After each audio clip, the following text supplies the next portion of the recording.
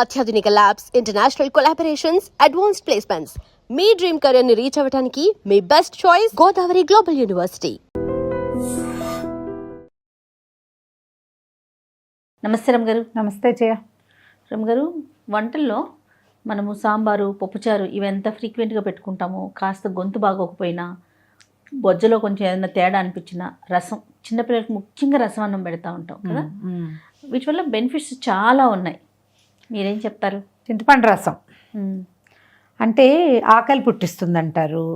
తర్వాత ఏమో digestion improve అవుతుంది, తేలిగ్గా వెళ్ళిపోతుంది, నాలుగుకి హితవుగా ఉంటుంది, ఒంట్లో బాగుండనప్పుడు నలతగా ఉన్నప్పుడు బాగుంటుంది.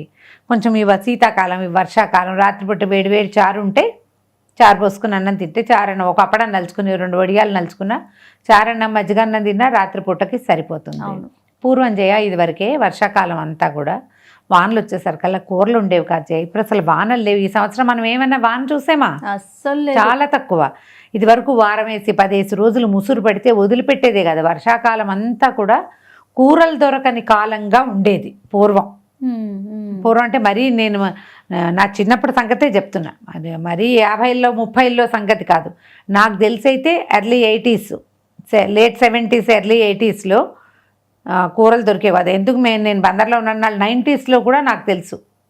వర్షాకాలం అయితే చాలా లిమిటెడ్ కూరలు, ట్రాన్స్పోర్టేషన్ ఇంత సులువు లేదు అప్పుడు. మెయిన్ దానివల్ల ప్రధానమైంది అది. తర్వాత బాగా వానలు పడితే కూరలు నానిపోయి కుళ్ళిపోయి పాడైపోయి ఒక సమస్య అయితే వర్షాకాలం ఇంకో సమస్య. అప్పుడు ఏం చేసేవాళ్ళం, ఈ దాచిపెట్టుకు మొన్న ఎండాకాలం పెట్టుకున్నామా ఊరగాయలు, ఎండాకాలం పెట్టుకున్న వడియాలు, అప్పడాలు అవి వాడుకునే వాళ్ళం విస్తారంగా.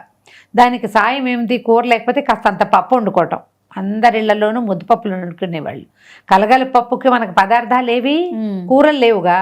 ఈ ఒరుగులు పెట్టుకునేవాళ్ళం, మామిడికాయ ఒరుగులు. అవి 2 ఒరుగులు పప్పులో పడేసుకోవటం, మామిడికాయ పప్పు, చారు, రసం పెట్టుకోవటం, తర్వాత 2 అప్పడాలు, 2 వడియాలు, కాస్త ఇంత ఊరగాయ వేసుకోవటం, చింతకాయ, ఉసిరికాయ తొక్కులు నూరుకోవటం, నెయ్యి వేసుకోవటం, తినేయటం. అప్పుడు ఏమిటో ఈ కూరలు తింటేనే బలము, అవి ఉండాలి, అందులో ఫైబర్ ఉండాలి, ఏమిటో గందరగోళాలు ఏం లేవమ్మా అప్పుడు. ఇప్పుడు ప్లేట్లో పెట్టుకోవటం పాపం రమ్మగారు. ఇందులో ఫైబర్ ఉంది, అందులో విటమిన్స్ ఉన్నాయి, మినరల్స్ ఉన్నాయి, ఎన్ని చూస్తున్నారో. అన్నీ చూసినా అవే పాత పద్ధతిలోనే తింటూ ఉంటాం. 2 రోజులు అన్నీ చూసి తిన్నా, ఎక్కడైనా మామూలుగా పప్పని ఆవకాయని తినడానికి కుదిరితే అబ్బో అమ్మమ్మ గారి ఇల్లు గుర్తొచ్చింది, తాతమ్మ గారి ఇల్లు గుర్తొచ్చిందని మళ్ళీ వీడియోలు పెడతారు ఈ జనమే. అవును, చిన్నప్పుడు తినేవాళ్ళం అని. పప్పు వండుకోవటం, రసం పెట్టుకోవటము. అసలు పప్పు, రసము, ఆవకాయ, పెరుగు ఉంటే అబ్బో బ్రహ్మాండంగా షడ్రసోపేతంగా తిన్నట్టే. ఈ రసం మెయిన్గా ఏం చేసేవాళ్ళు అంటే, మొదటి కాలం నుంచి కూడా ముడిచారు అనేవాళ్ళు. ఒకటి ముడిచారు అంటే ఏం లేదు, జస్ట్ చింతపండు చారు. దాంట్లోకి ఒక పొడి వేసుకుంటాం. ఈ పొడి ఏమిటి, ధనియాలు, జీలకర్ర, మిరియాలు, కుదిరితే కొంత కందిపప్పు. పప్పు వేయటం వల్ల కొద్దిగా చిక్కదనము, ఈ రసంలో కొంచెం ప్రోటీన్ యాడ్ అవుతుంది అంతే. లేదా అది పొడి ఉండి మన డబ్బాలో విసిరి పెట్టుకో. పూర్వం తెలుసా, మా అమ్మ తిరగట్లో విసిరేవాళ్ళు చారు పొడి.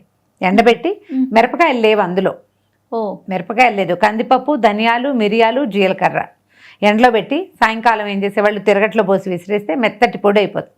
అది చారులో వేసుకుంటే సరిపోతుంది. ఒకవేళ ఇప్పుడు అలా అవకాశం లేదు, మన దగ్గర చారు పొడులు అయితే కొంచెం ధనియాలు అన్నీ, కొంచెం జీలకర్ర, 2 మిరియాలు వేసుకొట్టేసి, వెల్లుల్లిపాయలు తినే అలవాటు ఉంటే 2 వెల్లుల్లిపాయలు కూడా అందులో వేసుకొట్టి చారులో వేసుకోవటం.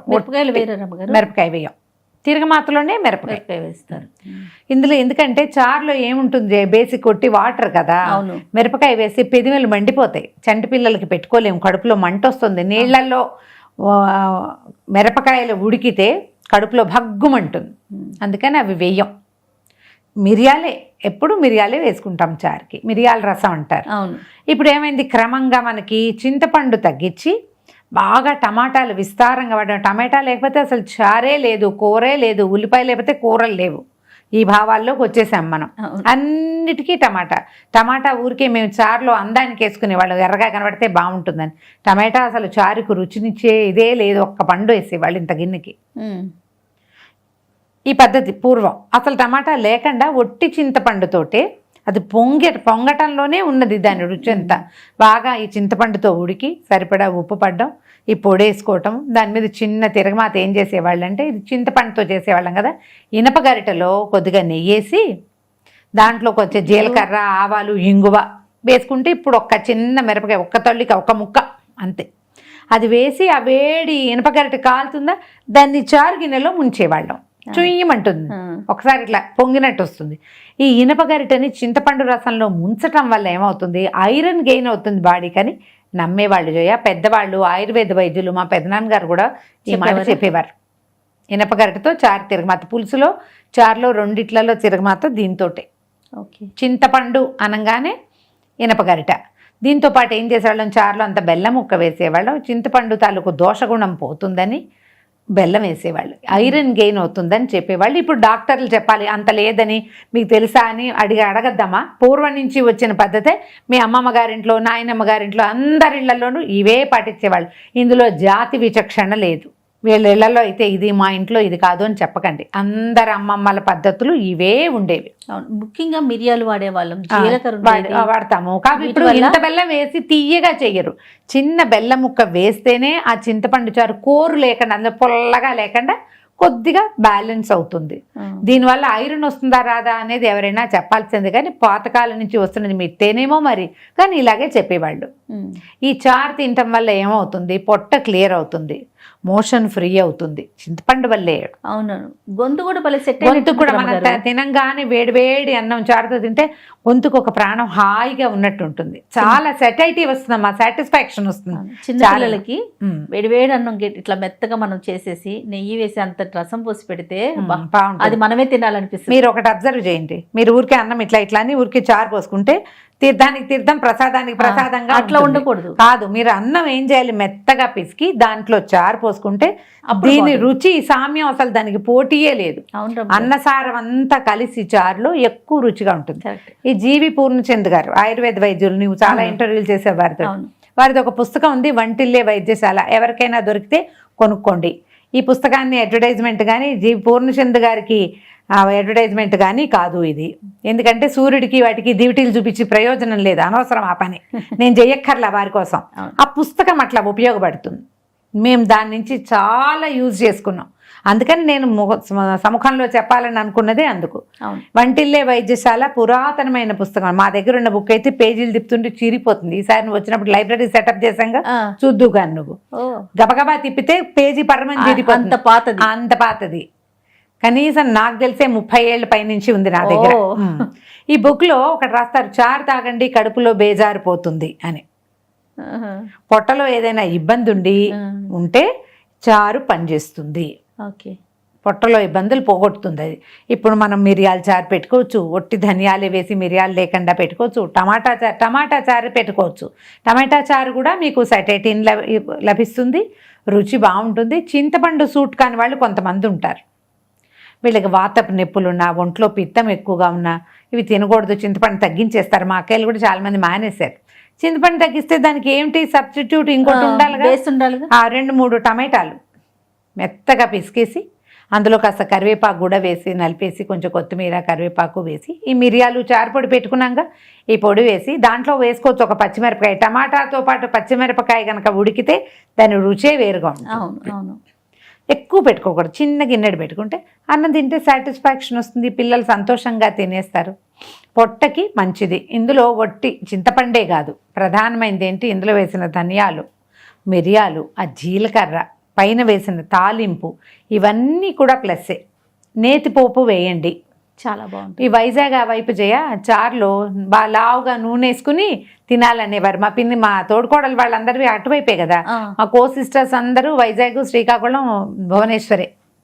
భువనేశ్వర్ ఆవిడకి ఏం తెలియదు, కానీ వీళ్ళిద్దరూ మాత్రం చారన్నంలో నూనె వేసుకుని తింటారు జయ. అవును అవును. ఏం నూనె? పప్పు నూనె. పప్పు నూనె వేసుకుంటారు చారులో. లావుగా నూనెసి పిల్లలు కూడా అలా పెట్టాలంటారు, వాళ్ళ పద్ధతి అది. అక్కడ మనం నెయ్యి పెడతాం, మేమేమో నెయ్యి వేసుకుంటాము, వాళ్ళ నూనె చెప్తారు. అసలు చెప్పాక అదే వర్డ్, లావుగా నూనెసి కలిపెడితే చారు బాగుంటుంది, రుచిగా ఉంటుంది అని. అదేంటంటే పొట్టకి, ఆ పేగులకి మంచిదట. ఆ లోపల ఎక్కడక్కడ స్ట్రక్ అయిపోయిన పదార్థాలు అవన్నీ ఈజీగా జారి వెళ్ళిపోతాయని చెప్తారు. పాతకాలం పురాతనపు వంటకాల విధానాల్లో ఈ చింతపండు చారు, ధనియాల చారు, మిరియాల చారు. ఇప్పుడు మనం ఏం చేస్తాం, అన్నిట్లలో వెల్లుల్లిపాయలు వేసుకుంటాం కదా ప్రతి దాంట్లో. చారు అంటే వెల్లుల్లిపాయలు లేనిదే కుదరదు అనుకుంటారు మీరు కూడా. వెల్లుల్లిపాయ లేకుండా ఒట్టి ఇంగువ తిరగమాత పెట్టుకుని చూడండి, అద్భుతంగా ఉంటుంది దీని రుచి దీందే. ఓకే. ఇప్పుడు వెల్లుల్లిపాయ వేసిన రుచి వెల్లుల్లిపాయదే, మిరియాలు ఇంగువ వేసిన రుచి వేరే పూర్తిగా. దేని రుచి దాందే. 100% అదే బాగుంటుంది ఇది బాగుంటుంది అన్న మాట లేదు. దీని రుచి ఇదే, దాని రుచి అదే. పండగల్లో కనీసం వెల్లుల్లిపాయలు వాడం కదా మనం. చాలా మంది అడుగుతారు, పండగ కదా వెల్లుల్లి వాడచ్చా అని. వాడకండి, మానేయండి.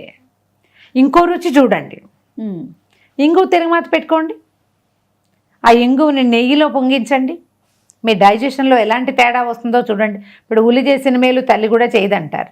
అవును. ఇంగువ చేసే మేలు తక్కువ కాదమ్మా, ఇంగువ కూడా మేలు చేస్తుంది. అవును రమ్మగారు. ఇప్పుడు ఇది అది కలపక్కర్లా, దీనిది ఇదే దానిది అదే. ట్రై చేసి చూడండి. కావాలంటే 3-4 రకాల చారులు నేను కూడా చూపిస్తాను కిచెన్లో. తప్పకుండా రమ్మగారు. ఏదైనా ఒకటే సింపుల్ చారు, చిన్న తేడాలు. మనం ఇందులో పప్పు వేసుకున్నాం అనుకోండి, చాలా పప్పు వేయద్దు, కొంచెం. ఇంట్లో పసం అంటాం రమ్మగారు, పసం. ఎందుకంటే పప్పు పడుతుంది కదా, రసంలో రాతీసి పెడతారా. నేను ఇంకొకటి ఏం చేస్తామంటే, మనం పెసరకట్టు చారు, కందికట్టు చారు పెట్టుకుంటాం, కందిపప్పు వండుకుంటాము.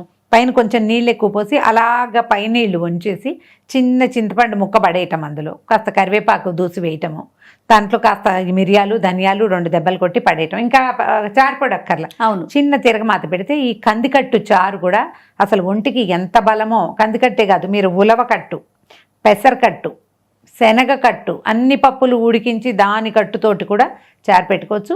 ప్రోటీన్ లభిస్తుంది ఎంతో కొంత, అంత చాలా ఉండదు కానీ కొంత ఉంటుంది గ్యారంటీగా.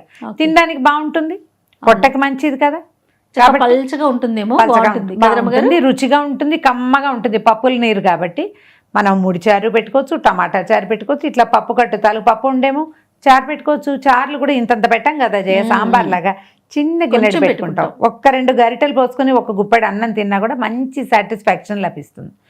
మీరు సొంతంగా అందరి ఇళ్లలోనూ చారులు ఉంటాయి. దాని మీద ఏంటంటే సోనే సుహాగా అంటారు.